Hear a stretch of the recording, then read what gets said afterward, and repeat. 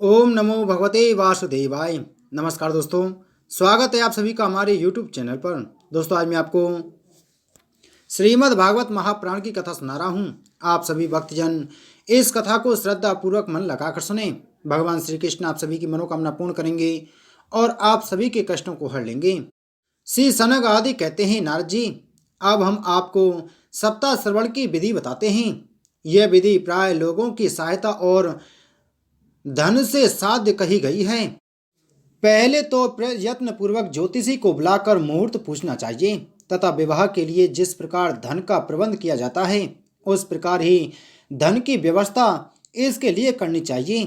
कथा आरंभ करने में भाद्रपद, आश्विन, कार्तिक, मार्गशीर्ष, आषाढ़ और श्रावण ये 6 महीने श्रोताओं के लिए मोक्ष की प्राप्ति के कारण हैं।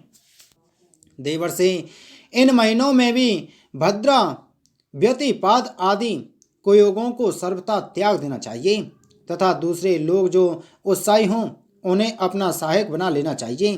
फिर प्रयत्न करके देश देशांतरों में यह संवाद भेजना चाहिए कि यहाँ कथा होगी। सब लोगों को सपरिवार पधारना चाहिए। स्त्री और शूद्र आदि भगवत कथा एवं संकीर्तन से दूर पड़ गए हैं, उनको भी सूचना हो जाए ऐसा प्रबंध करना चाहिए। देश देश में जो विरक्त वैष्णव और हरि कीर्तन के प्रेमी हों उनके पास निमंत्रण पत्र अवश्य भेजें। उसे लिखने की विधि इस प्रकार बताई गई है। महानुभावों, यहाँ 7 दिन तक सत्पुरुषों का बड़ा दुर्लभ समागम रहेगा और अपूर्व रसमयी श्रीमद् भागवत की कथा होगी। आप लोग भागवत रस के रसिक हैं, अतः श्रीमद् भागवत अमृत का पान करने के लिए प्रेम पूर्वक शीघ्र ही पधारने की कृपा करें। यदि आपको विशेष अवकाश ना हो तो भी एक दिन के लिए तो अवश्य ही कृपा करनी चाहिए, क्योंकि यहाँ का तो एक क्षण भी अत्यंत दुर्लभ है। इस प्रकार विनय पूर्वक उन्हें निमंत्रण करें और जो लोग आएं उनके लिए यथोचित निवास स्थान का प्रबंध करें। कथा का श्रवण किसी तीर्थ में, वन में अथवा अपने घर पर ही अच्छा माना गया है। जहाँ लंबा चौड़ा मैदान हो वहीं कथा स्थल रखना चाहिए। भूमि का शोधन, मार्जन और लेपन करके रंग बिरंगी धातुओं से चौक पूरे घर की सारी सामग्री उठाकर एक कोने में रख दे। 5 दिन पहले से ही यत्न पूर्वक बहुत से बिछाने के वस्त्र एकत्र कर ले तथा केले के खम्भों से सुशोभित एक ऊंचा मंडप तैयार कराए। उसे सब ओर फल, पुष्प, पत्र और चंदोबे से अलंकृत करे तथा चारों ओर झाड़ियां लगाकर तरह तरह के सामानों से सजा दे। उस मंडप में कुछ ऊंचाई पर 7 विशाल लोकों की कल्पना करें और उनमें विरक्त ब्राह्मण को बुला बुलाकर बैठाएं। आगे की ओर उनके लिए वहां यथोचित आसन तैयार कर रखें। इनके पीछे वक्ता के लिए भी एक दिव्य सिंहासन का प्रबंध करें। यदि वक्ता का मुख उत्तर की ओर रहे तो श्रोता पूर्वाभिमुख होकर बैठे और यदि वक्ता पूर्वाभिमुख होकर रहे तो श्रोताओं को उत्तर की ओर मुख करके बैठना चाहिए अथवा वक्ता और श्रोता को पूर्व मुख होकर बैठना चाहिए। देश काल आदि को जानने वाला महानुभावों ने श्रोता के लिए ऐसा ही नियम बताया है। जो वेद शास्त्र की स्पष्ट व्याख्या करने में समर्थ हो, तरह तरह के दृष्टांत दे सकता हो तथा विवेकी और अत्यंत निष्प्रय हो, ऐसे विरक्त और विष्णु भक्त ब्राह्मण को वक्ता बनाना चाहिए।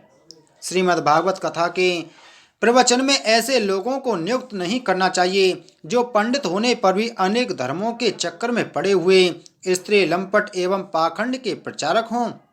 वक्ता के पास ही उसकी सहायता के लिए एक वैसा ही विद्वान और स्थापित करना चाहिए, वह भी सब प्रकार के संशयों की निवृत्ति करने में समर्थ और लोगों को समझाने में कुशल हो।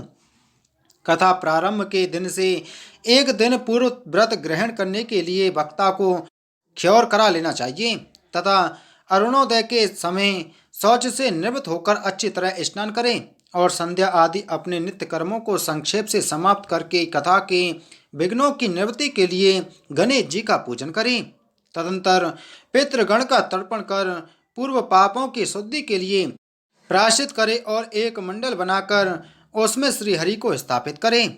फिर भगवान श्री कृष्ण को लक्ष्य करके मंत्रोच्चारण पूर्वक क्रमशः षोडशोपचार विधि से पूजन करें और उसके पश्चात प्रदक्षिणा तथा नमस्कार आदि कर इस प्रकार स्तुति करें। करुणा निधान, मैं संसार सागर में डूबा हुआ और बड़ा दीन हूँ।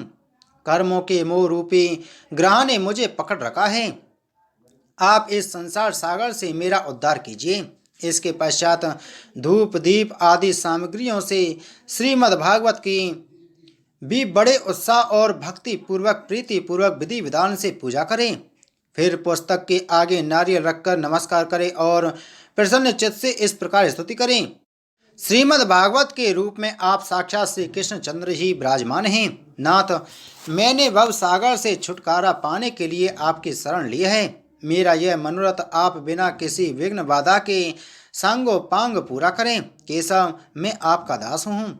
इस प्रकार दीन वचन कहकर फिर वक्ता का पूजन करें, उसे सुंदर वस्त्राभूषणों से विभूषित करें और फिर पूजा के पश्चात उसकी इस प्रकार स्तुति करें। सुख स्वरूप भगवान, आप समझाने की कला में कुशल और सब शास्त्रों में पारंगत हैं। कृपा इस कथा को प्रकाशित करके मेरा अज्ञान दूर करें। फिर अपने कल्याण के लिए प्रसन्नतापूर्वक उसके सामने नियम ग्रहण करें और 7 दिनों तक यथाशक्ति उसका पालन करें। कथा में विघ्न न हो, इसके लिए 5 ब्राह्मणों को और वर्ण करें। वे 12 मंत्र द्वारा भगवान के नामों का जप करें। फिर ब्राह्मण अन्य विष्णु भक्त एवं कीर्तन करने वालों को नमस्कार करके उनकी पूजा करें और उनकी आज्ञा पाकर स्वयं भी आसन पर बैठ जाए। जो पुरुष लोक संपत्ति धन घर और पुत्र आदि की चिंता छोड़कर शुद्ध चित्त से केवल कथा में ही ध्यान रखता है, उसे इसके श्रवण का उत्तम फल मिलता है। बुद्धिमान वक्ता को चाहिए कि सूर्योदय से कथा आरंभ करके 3:30 पहर तक मध्यम स्वर से अच्छी तरह कथा वाँचें। दोपहर के समय 2 घड़ी तक कथा बंद रखें तथा उस समय कथा के प्रसंग के अनुसार वैष्णवों को भगवान के गुणों का कीर्तन करना चाहिए। व्यर्थ बातें नहीं करनी चाहिए। कथा के समय मल मूत्र के वेग को काबू में रखने के लिए अल्पाहार सुखकारी होता है। इसके लिए श्रोता केवल एक ही समय हविष्यात्र भोजन करें। यदि शक्ति हो तो 7 दिन निराहार रहकर कथा सुने अथवा केवल घी या दूध पीकर सुखपूर्वक कथा श्रवण करें अथवा फलाहार या एक समय ही भोजन करें। जिससे जैसा नियम सुविधे से सध सके उसी को कथा श्रवण के लिए ग्रहण करें।